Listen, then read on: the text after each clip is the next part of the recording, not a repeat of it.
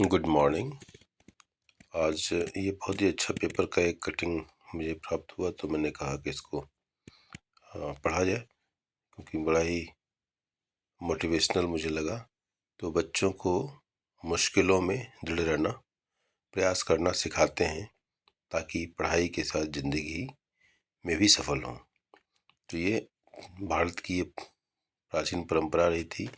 गुरुकुलों में इसी तरह की शिक्षा व्यवस्था की बात थी, लेकिन गुरुकुलों को एक सोची समझी रणनीति के तहत इसको समाप्त किया गया और उनको चलाने वाले, उनको पढ़ाने वाले लोगों के ऊपर एक सोची समझी रणनीति से अटैक किया गया, ताकि भारतीय समाज बिखर सके। और पूर्णतया वो अपनी रणनीति में सफल भी हुए हैं, और आज भी उस रणनीति के तहत क्षुद्र मानसिकता वाले राजनीतिज्ञ इसको आगे बढ़ा रहे हैं, जिसको कहते हैं भारतीय अंग्रेज। चलिए, जापान स्कूल से ही जिम्मेदारी, सख्त अनुशासन पर जोर, खाना देना और सफाई जैसे काम करते हैं।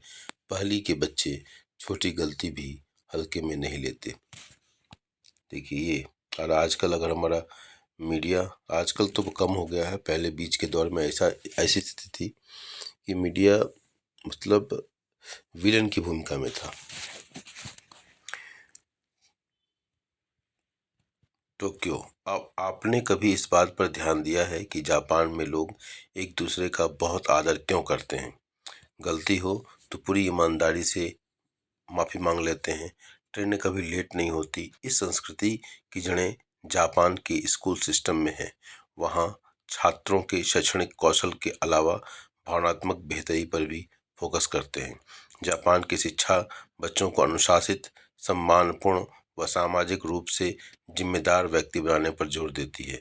इससे वे समाज में सकारात्मक योगदान देने के लिए तैयार होते हैं। जानिए जापान की शिक्षा के ऐसे ही खास पहलुओं के बारे में।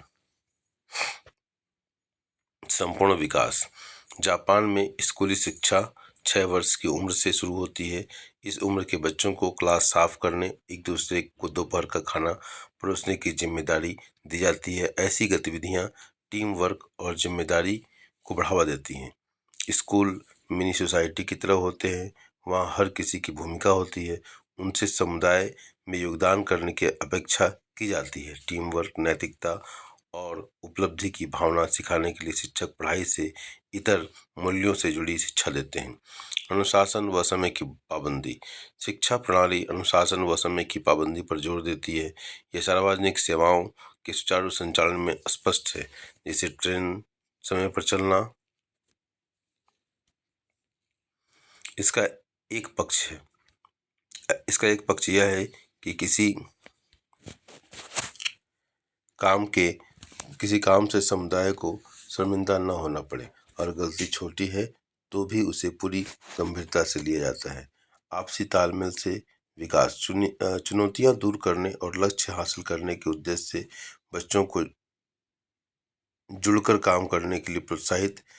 चर्चित documentary instruments of a beating heart में पहली कक्षा के बच्चों को ऑर्केस्ट्रा बनाकर समारोह में प्रस्तुत करने की चुनौती दी जाती है।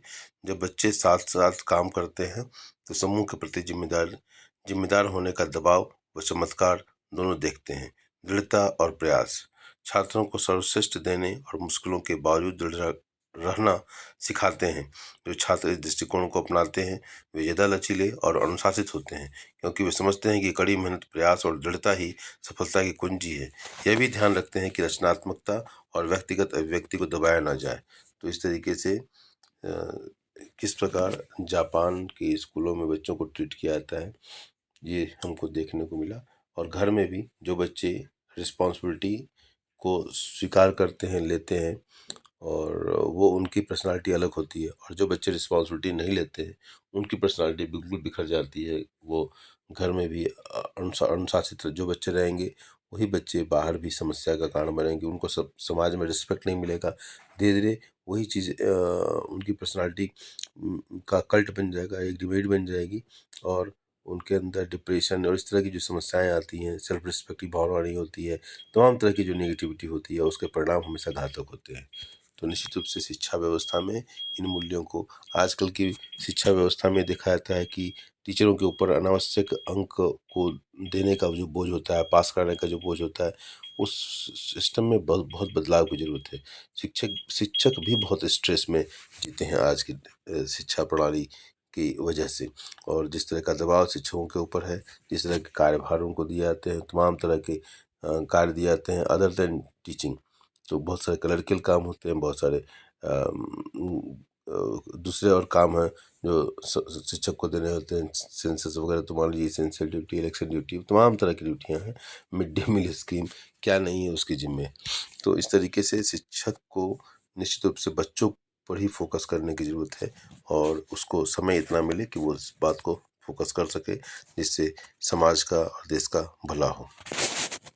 धन्यवाद।